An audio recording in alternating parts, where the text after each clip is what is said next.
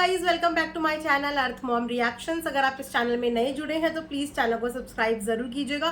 Video पसंद आई तो like जरूर प्रेस करना और कमेंट सेक्शन में अपनी ओपिनियन मेरे साथ जरूर शेयर करना। तो चलिए हम लोग आज का रिएक्शन वीडियो शुरू करते हैं। वैसे आई नो कि ये रिएक्शन वीडियो आने में आज पूरा दिन लग गया, क्योंकि आज मुझे दिन भर से बहुत सारे काम थे, जिस वजह से मैं कोई भी शूट नहीं कर पाई। इनफैक्ट अपने दूसरे वाले चैनल पे भी मैंने नाइट में ही 7 बजे के आसपास ही वीडियो डाली है, और इसमें भी मुझे लगता है कि वीडियो आने में रात के 10 बज जाएंगे। बट डोंट वरी, कल से हम लोग वापस से सही समय पे सही वीडियो डालेंगे। और आप लोगों को बिल्कुल क्या करना है, चैनल को सब्सक्राइब जरूर करना है, क्योंकि आप लोगों के प्यार की बहुत ज़्यादा ज़रूरत है इस चैनल पे। उसी के साथ अगर आप लोगों को मेरा पहनावा ये ब्यूटीफुल पार्टी वेयर सूट पसंद आ रहा है, जिसके साथ आपको बहुत ही सुंदर दुपट्टा मिल रहा है, साथ में सूट है और इसके साथ नीचे पेंट है, सिल्क का कपड़ा है, अंदर से लाइनिंग डली है, मतलब एवन है, मजा आ जाएगा आप लोगों को पहन के। तो इसका लिंक मैं कम्युनिटी में शेयर कर दूंगी और ऑल्सो कमेंट सेक्शन में पिन कर दूंगी, तो आप एक बार जरूर इसे जाके चेकआउट कर लीजिएगा। तो चलिए रिएक्शन वीडियो में हम बढ़ते हैं आगे। तो मैं क्विकली आप सबको उनका इंट्रो दे देती हूँ गाइस। इवेंट वाली दीदी अभी कुछ समय पहले ही इनकी एंट्री हुई है सोशल मीडिया पे, और इन्होंने कुछ समय पहले से ही ब्लॉगर्स के साथ इवेंट करना शुरू करा है, जहां पे इन्होंने किसी और ब्लॉगर्स के साथ नहीं, यही जो कंट्रोवर्शियल ग्रुप है इसी के साथ अपना क्या बोलते हैं लॉन्च किया है अपने इवेंट का यूट्यूबर्स के साथ। इससे पहले उन्होंने बोला है कि इससे पहले वो नॉर्मल लोगों के साथ इवेंट करती थी, लेकिन जैसे ही ये जगत भैया वाली पूरी कंट्रोवर्सी का मुद्दा स्टार्ट हुआ, उसी बीच में हमारी इवेंट वाली दीदी की भी एंट्री हुई। और ये है एक बहुत बिजनेस माइंडेड लेडी। इन्हें लगा कि इससे बढ़िया मौका ही नहीं है मेरे इवेंट को चमकाने का, क्योंकि ये मोस्ट कंट्रोवर्शियल ब्लॉगर्स इस समय पे हैं। इन्हें देखने के लिए, इनसे बात करने के लिए पब्लिक बहुत ज्यादा बेचैन और बेसब्र है। तो चलिए मैं इन्हीं के साथ अपने इवेंट की शोभा बढ़ाती हूँ। और इस तरीके से एक इवेंट वाली दीदी इस कंट्रोवर्शियल ग्रुप के साथ फ्रेंडशिप जोन में आ गई, जहां पे इस वक्त पे उनकी सबसे ज्यादा फ्रेंडशिप जो है वो है हमारी भोपाली बहू के साथ, आकांक्षा जी के साथ, मीशू के साथ। ये तीनों इस समय पे उनकी जिगरी वाली याद है, जिनकी तारीफ करते हुए ये थकती नहीं है। लेकिन इसी के साथ साथ साइड बाय साइड इनका बहुत प्यारा सॉफ्ट कॉर्नर हमारी जगत दीदी के लिए भी था।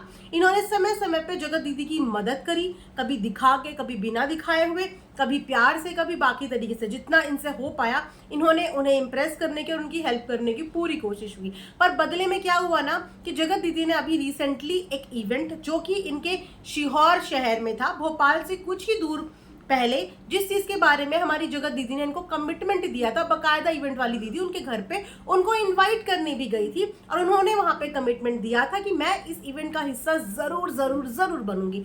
और इस वजह से इवेंट में बहुत सारे लोगों ने टिकट खरीद के खर्चा किया था सिर्फ जगत दीदी से मिलने के लिए। लेकिन जगत दीदी ने क्या किया कि इवेंट के लास्ट नाइट ही इनको मैसेज करके इवेंट में आने से मना कर दिया, जिसके बाद इनका बहुत भारी भरकम संख्या में नुकसान हुआ।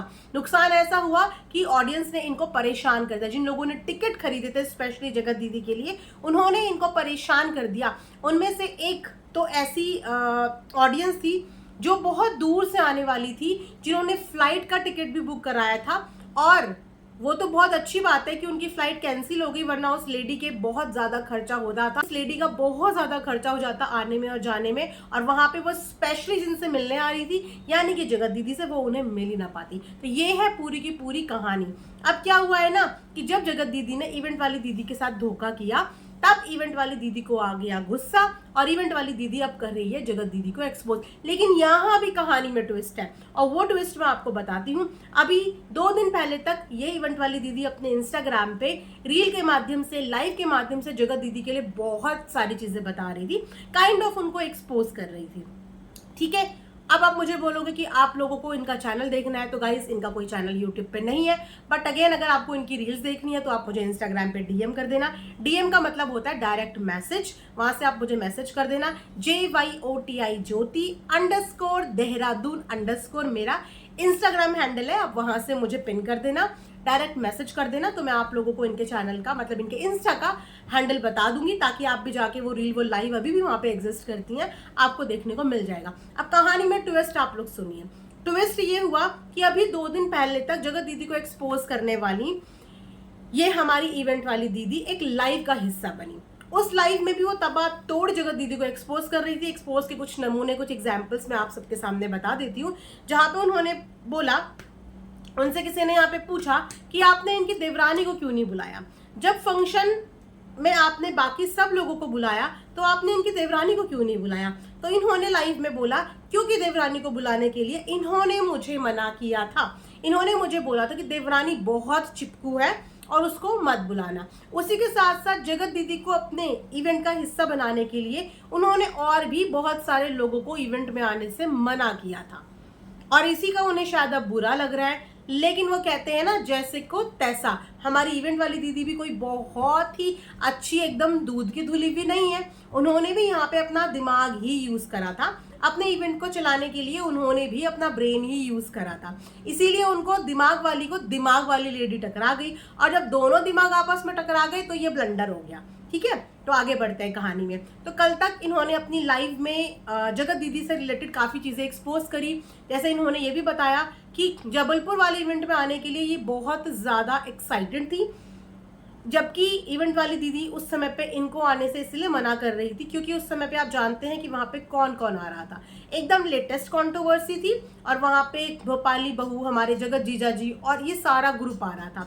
तो उस समय पे जगत दीदी भी वहाँ पे आना चाहती थी। जगत दीदी ने इनको बोला, तो इनफैक्ट जगत दीदी ने ये भी बोला कि कुछ देना वेना तो है तो बता देना, मतलब कुछ पैसे वैसे देने हैं या कुछ ऐसा करना है तो बता देना, लेकिन मुझे वहाँ पे आना है। लेकिन उस समय पे कहीं ना कहीं जो हमारी इवेंट वाली दीदी है वो अनकंफर्टेबल थी, क्योंकि उस समय पे इनकी बहुत बुरी कंट्रोवर्सी चल रही थी, और जैसे ही लोगों को पता चला ये उस इवेंट का हिस्सा बन रहे हैं, यहाँ से सबने हाहाकार मचा दिया कि जिस इवेंट में ऐसे इंसान को बुलाया जाएगा वो इवेंट का बहिष्कार करना चाहिए, वो इवेंट ऐसा होना चाहिए। तो कहीं ना कहीं उस समय का माहौल देख के हमारी इवेंट वाली दीदी घबरा गई, और इवेंट वाली दीदी ने उनको हिस्सा नहीं बनाया। लेकिन इतना उनके लिए जरूर किया कि ताकि पब्लिक उनको बैश आउट ना कर पाए, तो उन्होंने ये जरूर दिखा दिया कि मुझे उस जबलपुर वाले इवेंट का इनविटेशन था।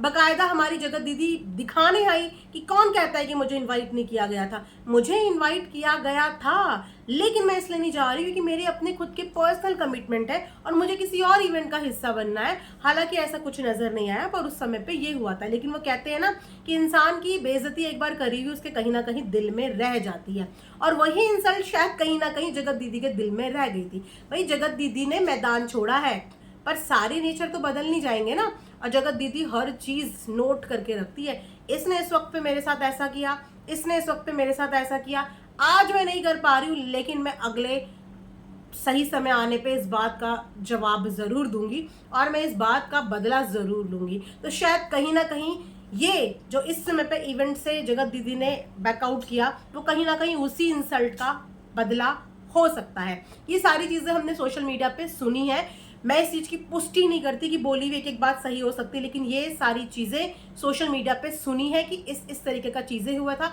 और कुछ चीजें तो बिल्कुल इवेंट वाली दीदी ने खुद अपने मुंह से बताई हैं कि ऐसी ऐसी चीज हुई थी। अब क्या हुआ कि जब कल की लाइव में ये इवेंट वाली दीदी जगत दीदी की बहुत सारी पोल पट्टियां खोल रही थी, इसी बीच में लाइव के दौरान ही इनके पास जगत दीदी के मैसेजेस आने लगते हैं, और मैसेजेस की संख्या बढ़ती रहती है, और ये लाइव छोड़ के बीच से चली जाती हैं। अब ये लाइव छोड़ के तो चली जाती हैं, और उसके बाद क्या होता है कि आज ये फिर से लाइव में प्रकट होती हैं, और जब ये आज फिर से लाइव में प्रकट होती हैं तो जगत दीदी इनके लिए एकदम से बेचारी बन जाती हैं।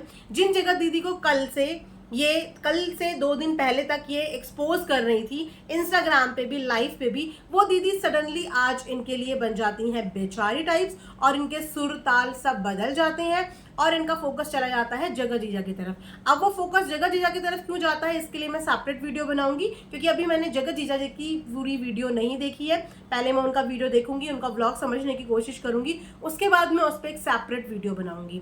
तो हमारी जो इवेंट वाली दीदी है ना, जो अपने आप को इस समय पे बहुत परफेक्ट और बहुत सही दिखाने की कोशिश कर रही है, और आए दिन रिएक्शन वालों को पागल, बेवकूफ, मूर्ख ऐसे ऐसे शब्द बोलती हैं, जब उनसे लाइव के दौरान क्रॉस क्वेश्चन किए गए ना, तो उनके पास किसी भी चीज का जवाब नहीं था, किसी भी बात का जवाब नहीं था। उनसे बहुत सारे क्वेश्चन किए गए रिगार्डिंग जगत परिवार, यानी कि जगत भैया की फैमिली से रिगार्डिंग, लेकिन उनके पास किसी भी बात का कोई भी जवाब नहीं था। तो वहां से कहीं ना कहीं उनकी स्मार्टनेस भी नजर आ रही थी कि क्योंकि इनको उस ग्रुप के साथ गुड बुक्स में रहना था, इनको जगत दीदी अपने इवेंट में चाहिए थी, क्योंकि जगत दीदी कहीं ना कहीं इस समय पे most demanding one of the YouTuber में से है। जो इनके इवेंट में जाती तो इनका इवेंट में 4 चांद डेफिनेटली लगने वाले थे, और इसीलिए ये भी जगत दीदी को फुल ऑन पैम्पर कर रही थी। लेकिन शेर को सवा शेर यहाँ पे मिला है, तो कहीं ना कहीं जगत दीदी का जो पहले इंसल्ट हुआ था, जगत दीदी का वो बदला भी पूरा हो गया। लेकिन इनको वो बात भयंकर तरीके से चुभ गई।